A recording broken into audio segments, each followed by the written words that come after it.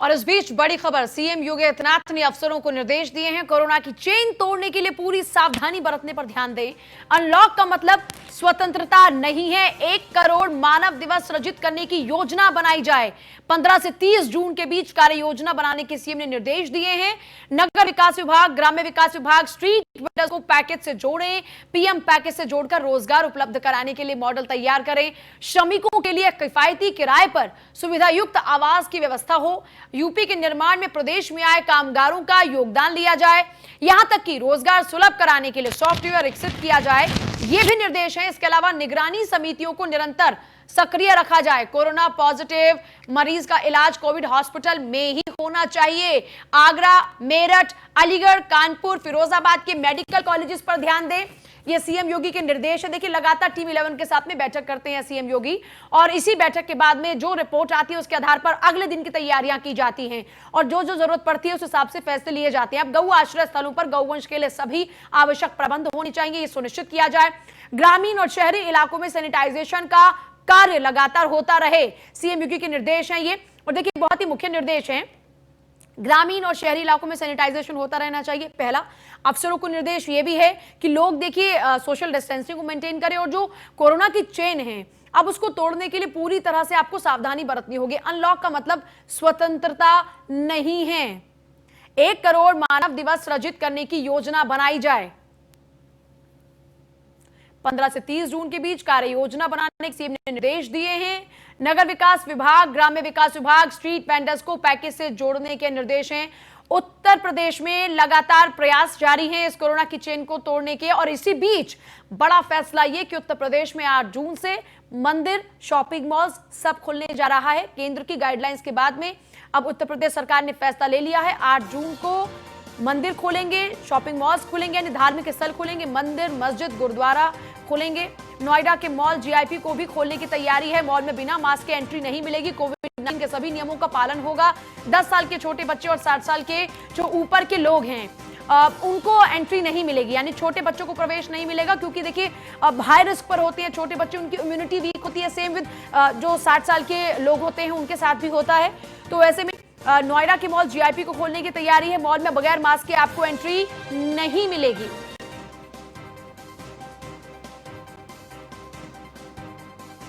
Government के directive से mall हम 8 तारीख से खोल सकते हैं, पर हम 8 तारीख के बाद भी कुछ समय लेंगे मॉल को पूरी तरह सैनिटाइजेशन कराने के लिए। जो भी एडमिनिस्ट्रेशन की डायरेक्टिव्स हैं, 2 गज की दूरी है ज़रूरी, उसके लिए हम एंट्रीज पे मार्किंग करने जा रहे हैं, स्टिकर्स लगाने जा रहे हैं। मॉल्स के अंदर जहाँ जहाँ बैठने की जगह है वहाँ पे नो सिटिंग के स्टिकर्स लगाएंगे। लिफ्ट के अंदर मार्किंग करेंगे, और एस्केलेटर्स हैं 2 स्टेप के बाद 1 कस्टमर को अलाउड करेंगे, उसके लिए डायरेक्टिव्स, उसके ऊपर स्टिकर लगा के तभी हम मॉल को ओपन करेंगे। सिनेमा हॉल, वाटर पार्क, अभी सिनेमा हॉल और वाटर पार्क बंद रहेंगे। सर, जो लोग आएंगे उनको किस तरीके की सावधानियां बरतने की बताएं? हर एंट्रीज पे जो भी कोविड रिलेटेड इंस्ट्रक्शंस होंगी, जिस तरह से नो मास्क, नो एंट्री की डायरेक्टिव्स होंगी। जो 10 साल से नीचे, 10 साल से कम एज के बच्चे हैं या 65 साल से ऊपर के बुजुर्ग हैं, उनको हम कोशिश करेंगे उनको समझाने की, या उनको एंट्री ना देने की कोशिश करेंगे। अभी गवर्नमेंट कासगंज में 25 स्कूलों में फर्जी तरीके से नौकरी कर रही शिक्षिका गिरफ्तार हो चुकी है। लगभग 1 करोड़ रुपया ये ले रही थी हर महीने तमाम स्कूलों से। शामिका सिंह को सोरो कोतवाली पुलिस ने गिरफ्तार कर लिया। प्रदेश के 25 कस्तूरबा गांधी विद्यालय में फर्जी तरीके से नौकरी कर रही थी। उच्च अधिकारियों के मामला संज्ञान में आने पर बीएसए के इस्तीफा सौंपने के बाद ये पूरा का पूरा और बेहतर तरीके से खुलासा हो पाता है। बागपत जिले में महिला के खिलाफ एफआईआर दर्ज हो चुकी है। गिरफ्तारी के बाद पूछताछ में इस वक्त सोरो कोतवाली पुलिस जुटी हुई है। यही वो महिला है जो 25 से ज्यादा स्कूलों में लगातार काम कर रही थी।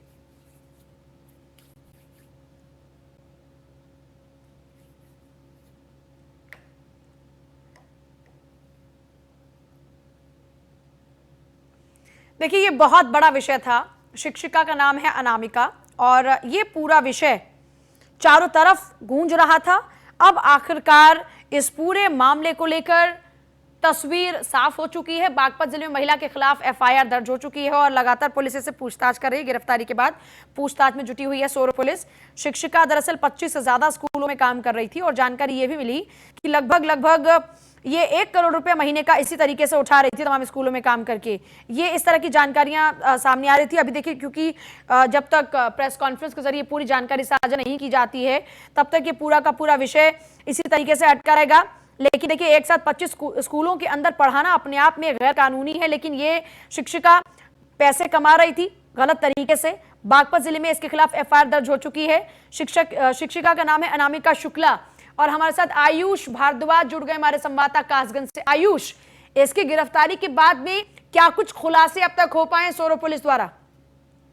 देखिए, बिल्कुल अगर बात करें खुलासों की तो फिलहाल पुलिस ने इस महिला को गिरफ्तार कर लिया है। लगातार इस महिला से पूछताछ की जा रही है। साथ ही साथ इस मामले की जांच पड़ताल के लिए एक टीम भी गठित करवा दी गई है।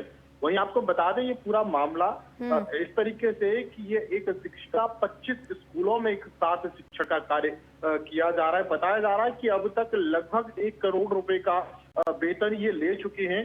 जिसके बाद ये पूरा मामला जब आला अधिकारियों के संज्ञान में पहुंचा तो ये शिक्षिका अपना इस्तीफा सौंपने के लिए बीएसएनजेल के पास पहुंची। ये विषय तो प्रशासन के स्तर पर भी बहुत बड़ी लापरवाही का है। कैसे एक शिक्षिका 25 स्कूलों के अंदर एक साथ काम कर रही है आजकल, जबकि इतना डिजिटलाइजेशन हो चुका है जहां पर आप एक जगह पर किसी का नाम डालिए तो पूरे जिलों में कहां कहां पर उसके नाम की और लड़कियां ये तक पता लग जाता है। डॉटर ऑफ से लेकर हर जानकारी उसकी साझा हो जाती है।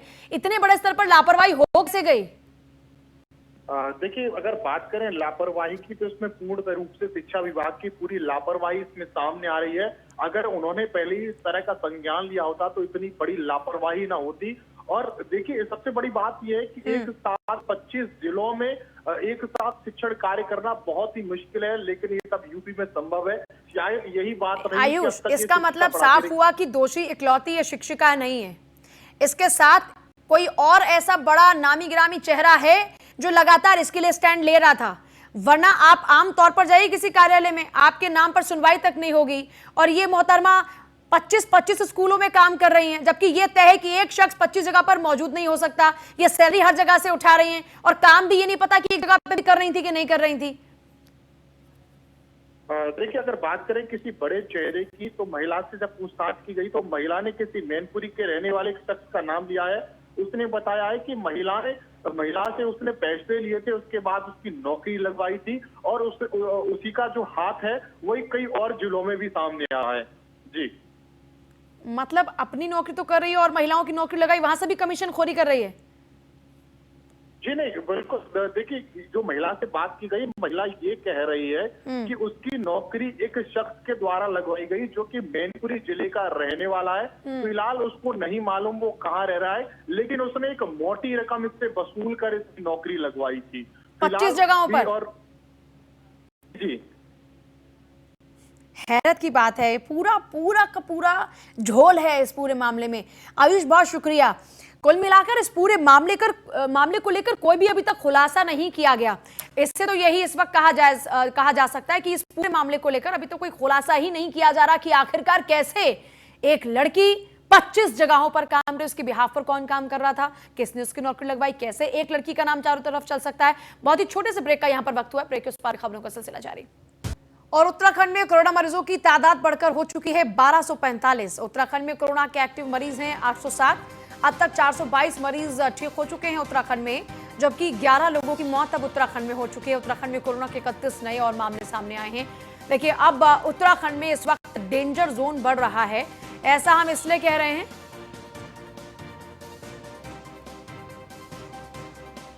क्योंकि अब वहां पर भी आंकड़ों में इजाफा हो रहा है। लगातार 1200 का आंकड़ा इस वक्त पार हो चुका है। रेजिडेंट एडिटर फहीम तन्हा जुड़ गए। फहीम, 1245 इस वक्त करंट अपडेट उत्तराखंड का। लगातार बढ़ रहा है जिस तरीके से हम देख रहे हैं, और कंटेनमेंट जोन जो है उनकी भी तादाद बढ़ रही है, क्योंकि नए इलाकों में जिस तरीके से कोरोना पॉजिटिव पाए जाते हैं तो फिर उनको सील कर दिया जाता है उन इलाकों को। तो वो जोन भी बढ़ रहे हैं जो कंटेनमेंट में है और तादाद बढ़ रही है। लेकिन इसका अगर एक दूसरा भी पहलू हम देख रहे हैं पूजा की, जो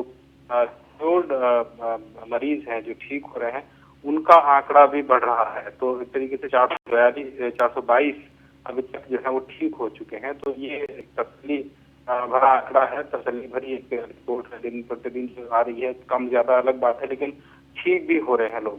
तो लेकिन दूसरा जो पहलू है 1245 का जो पॉजिटिव केसेस हैं, इनमें जो सबसे ज्यादा अगर देखें तो देहरादून नंबर 1 पर चल रहा है पूजा, और ये बड़ी चिंताजनक बात है। देहरादून राजधानी, और यहाँ पर पॉजिटिव केसेस बढ़ रहे हैं, और यही वजह है कि शायद इस बात को मुख्यमंत्री त्रिवेंद्र सिंह रावत ने भी इसको बड़ी गंभीरता से लिया और 2 दिन का साप्ताहिक बंद रखने के आदेश दिए हैं। साप्ताहिक यानी शनिवार और रविवार, आज बंद था पहले दिन, और पूरी तरीके से लोगों ने इसमें सहयोग दिया। एक बात इसमें बहुत साफ तौर पर देखने को मिली पूजा की, जो लोग लॉकडाउन के लिए कहने की, दुकानें बंद करने के लिए बहुत ज्यादा कहना नहीं पड़ा है। सुबह से ही दुकानें बंद है स्वतः ही, तो लोगों की ये बात समझ तो आ रही है, लेकिन आंकड़ा बढ़ रहा है, ये काफी चिंताजनक है।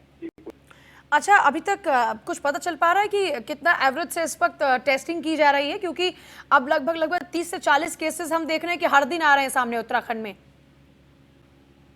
बिल्कुल, देखिए जो टेस्टिंग का है अभी टेंडेंसी बहुत है पूजा। अभी अगर हम इस वक्त भी देखते हैं तो जो रिजल्ट अवेटेड है 6253 रिजल्ट अभी आने हैं, जिस सैंपल टेस्ट के लिए गए हुए हैं पिछले दिनों से भी लगातार। तो ये एक बड़ी संख्या है जो रिजल्ट की प्रतीक्षा है, 6000 का आंकड़ा। और सैंपल प्रतिदिन जो भेजे जा रहे हैं उनमें से वो तकरीबन 500 से 600 के करीब सैंपल भेजे जाते हैं। आज भी 587 सैंपल भेजे गए हैं। तो जो जरूरत है इस वक्त सबसे ज्यादा वो है जो सैंपल यानी टेस्ट लैब बढ़ाने की, या फिर जो लैब है उनकी क्षमताओं को बढ़ाने की। इसको लेकर के स्वास्थ्य विभाग फोकस कर रहा है, और अभी भारत सरकार से और नए टेस्ट लैब को लेकर के प्रपोजल गया है। तो इसी बहुत जरूरत है उत्तराखंड में, ताकि लैब बढ़ेंगी तो जो पेंडेंसी कम होगी और फास्ट इस तरीके से तेजी के साथ सैंपल टेस्ट हो सकेंगे। तो रिपोर्ट आएंगी, उससे फिर वो स्थिति भी स्पष्ट हो जाती है कि जो क्वारंटीन व्यक्ति है जिसका सैंपल गया है वो या तो यस है या तो नो है, दोनों स्थितियां स्पष्ट हो जाएं। तो ये एक बड़ी बात है, इसको लेकर के काफी जरूरत महसूस की जा रही है उत्तराखंड में। जी ठीक है, बहुत ही शुक्रिया आपका फिलहाल तमाम जानकारी के लिए।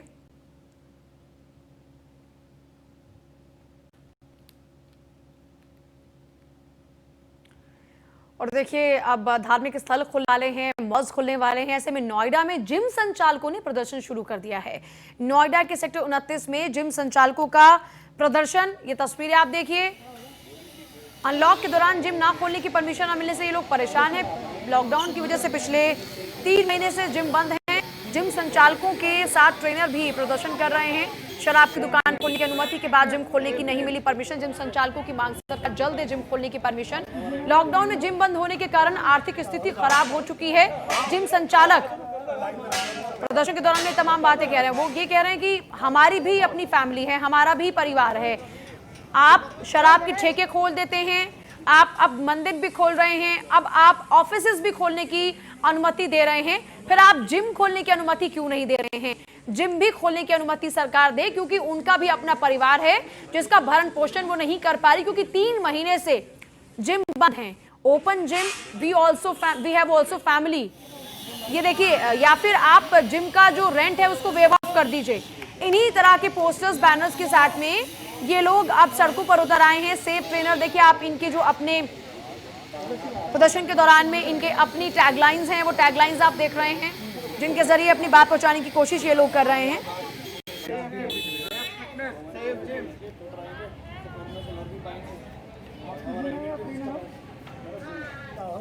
हम 4-5 महीने से कोई इनकम नहीं है। जो हम रेंट पे रहते हैं वो हमारा रेंट जा रहा है, जो हमारे घर में खर्चे हैं वो पूरे खर्चे हो रहे हैं। और मेरी वाइफ प्रेग्नेंट है, मेरा मेडिकल क्लेम था। आज की डेट में मैं ऐसी हालत पे हूँ, या तो मैं सुसाइड कर लूँ या अपनी बीवी को सुसाइड करा दूँ, क्योंकि ना मेरे पास ऑपरेशन करने के लिए पैसे हैं, ना मैं कहीं जा सकता हूँ। क्योंकि कोई भी हॉस्पिटल में जाऊँगा तो नॉर्मल डिलीवरी तो होगी नहीं, क्योंकि अगर किसी भी हॉस्पिटल में जाता हूँ डिलीवरी से 40 से 50 हज़ार रुपये लग जाएंगे, और मेरे खाने के लाले पड़े तो मैं ऑपरेशन कहाँ से करा लूँ। हमारे जिम ओपन कर दी जाए, हमें काम मिले, हम रोज़गार नहीं, और हम हेल्थ, लोगों के हेल्थ ठीक करते हैं। आज हम खुद इतने डिप्रेशन में हैं, जो लोगों को डिप्रेशन में से निकालते थे। हर एक बंदा डिप्रेशन में, जिसका जिम बंद है या जो ट्रेनर है, जो वहाँ पे हाउसकीपिंग का काम भी करता है, वो भी डिप्रेशन में है। देखिए, जब भी करेंगे हम कोई हम शांतिपूर्ण आंदोलन ही करेंगे जब भी, क्योंकि हम ट्रेनर्स हैं, हमारे अंदर पैशन भी है और हमारे अंदर पेशेंस भी है। हम लोगों को मोटिवेट करते हैं, हम कोई अशांतिपूर्ण आंदोलन करेंगे ही नहीं। हम जो भी बात सरकार से करेंगे शांतिपूर्ण तरीके से ही करेंगे। नोएडा से हूँ, मैं जिम में काम करता हूँ और पिछले 5 साल से मैं इसी में काम कर रहा हूँ नोएडा के अंदर। पहले फरीदाबाद में भी करता था। मेरा यही कहना है कि 5 महीने हो चुके हैं आज, मेरे अकाउंट में बिल्कुल भी पैसे नहीं है। अब मैं कभी घर में कोई तबीयत ख़राब हो जाए, 60-70 साल के मेरे माँ बाप हैं, अब उनका रोज़ का मेडिसिन का खर्चा है, वो मैं कहाँ से ला कर दूँ।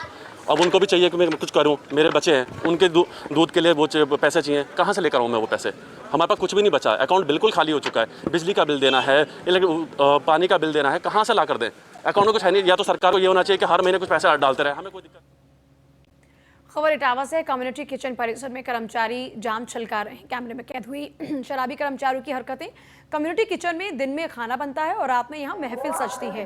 नगर पालिका और अन्य विभाग के कर्मचारी परिसर के अंदर शराब पीते हैं। बता दें कि पूरा मामला इटावा क्लब में बने कम्युनिटी किचन का है। वो भैया हम जानते हैं, हम अपने यहाँ पे अपना काम कर रहे हैं, दिन भर काम कर रहे हैं। उस समय भाई साहब मेरा नाम थक जाते हैं काम करते करते। नहीं वो भैया हम जानते हैं, हम भी अपने यहाँ पे अपना काम कर रहे हैं, दिन भर काम कर रहे हैं। उस समय भाई साहब मेरा नाम थक जाते हैं काम करते करते। नहीं वो भैया हम जानते हैं, हम भी अपने यहाँ पे अपना काम कर रहे हैं, दिन भर काम कर रहे हैं। उस समय भाई साहब मेरा नाम थक जाते हैं काम करते करते। देखिए तस्वीरें, एक तरफ दिन में यहाँ पर खाना बनता है कम्युनिटी किचन में और इसी खाने को लोगों तक पहुँचाया जाता है, लेकिन रात में यहाँ पर जाम छलकते हुए नजर आए। ये तस्वीरें देखिए किस तरीके से ये लोग यहाँ पर महफिल सजाकर बैठे हैं। सुबह यहाँ खाना बनाती हैं महिलाएं, लेकिन शाम को यहाँ पर मौजूद लोग जाम छलकाते हैं, यहाँ पर महफिल सजाते हैं।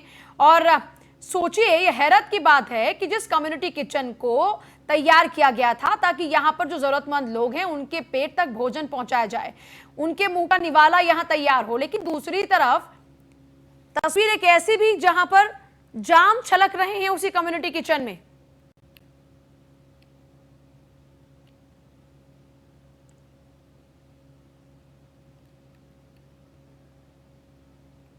और मुजफ्फरनगर में मुठभेड़ हुई, पुलिस बदमाशों के बीच मुठभेड़ में अवैध शस्त्र फैक्ट्री का भंडाफोड़ हुआ। मुठभेड़ में 2 बदमाश गिरफ्तार हुए, 3 फरार। पश्चिमी उत्तर प्रदेश में चर्चित गांव जौला का मामला। ऑन डिमांड अवैध हथियार बनाते थे शातिर बदमाशों से भारी मात्रा में हथियार बरामद हुए हैं। जौला गांव में महीने में 2 अवैध हथियार फैक्ट्री पकड़ी जाती हैं। एक तमंचा 2500 रुपए में बनाते हैं यहाँ के आरोपी बदमाश। गिरिजा शंकर त्रिपाठी जो कि सीईओ है बुढ़ाना के, वो ये पूरी जानकारी साझा कर रहे हैं।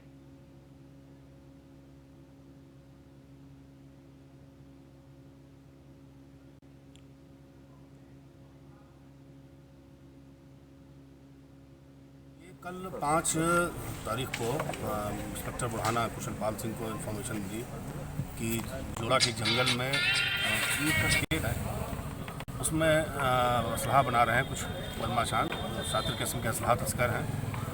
इस इन्फॉर्मेशन पे इंस्पेक्टर बुढ़ाना और चौकी इंचार्ज गढ़ी शेखावत, चौकी इंचार्ज कबाब की टीम के साथ वहाँ पहुँचे और वहाँ पे उन्होंने मौके पर रेड की। 2 अभियुक्त वहाँ मौके पर पकड़ गए, 2 मौके से फरार हुए। जो पकड़ा गया उसका नाम है आसिफ और दूसरा जो है एहसान है। आसिफ जोला का ही रहने वाला है, एहसान बुढ़ाना कस्बे का है, नई बस्ती का। ये बड़े शातिर किस्म के अपराधी हैं और इनके पास से करीब 5 315 बोर के तमंचे, 5 जो है वो 12 बोर के मस्कट, 315 बोर 3 अधवने तमंचे, बाडी तमंचा 8, नाल 12 बोर की छोटी व बड़ी 17 मिली है, नाल 315 बोर 11, ड्रिल मशीन 1, शिकंजा, ग्राइंडर, आरी इत्यादि जो है वो उपकरण जो असलहा बनाने में काम आते हैं, ये सारी चीज़ों की बरामदगी हुई है। बाकी 2 इनके जो फरार अभियुक्त हैं वो मेन उसके मास्टरमाइंड हैं, वो असलहा बनाने के वो एक्सपर्ट हैं। ये तो दोनों कैरियर थे, असलहा बेचते थे।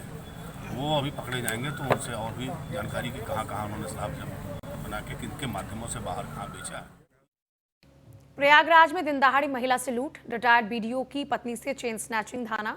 झूसी के आवास विकास कॉलोनी के सनसनीखेज वारदात, महिला से लूट की वारदात सीसीटीवी में कैद हो गई।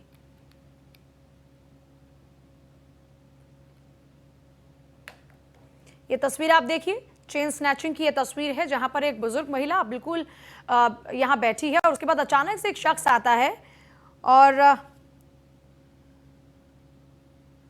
उसकी चेन खींच कर ले जाता है।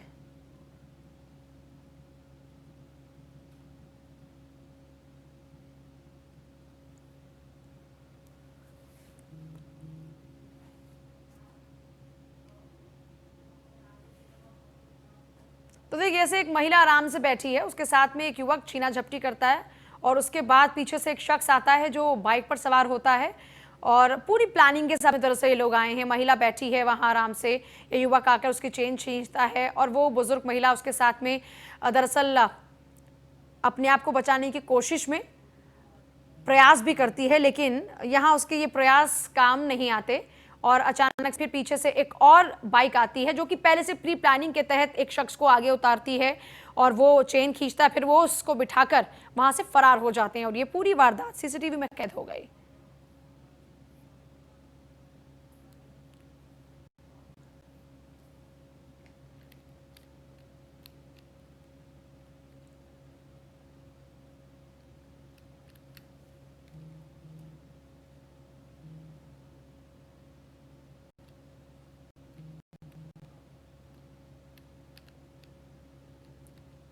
आज शाम 6 बजे सीएम योगी करेंगे वीडियो कॉन्फ्रेंसिंग। डीएम और कप्तानों के साथ वीडियो कॉन्फ्रेंसिंग करेंगे सीएम योगी। 8 जून से मिलने वाली रियायत को लेकर अफसरों को दिशा निर्देश भी देंगे सीएम योगी। और चलिए इसी के साथ फिलहाल इस बुलेटिन में इतना ही, लेकिन आगे भी खबरों का सिलसिला जारी बने रहिए हमारे साथ। नमस्कार।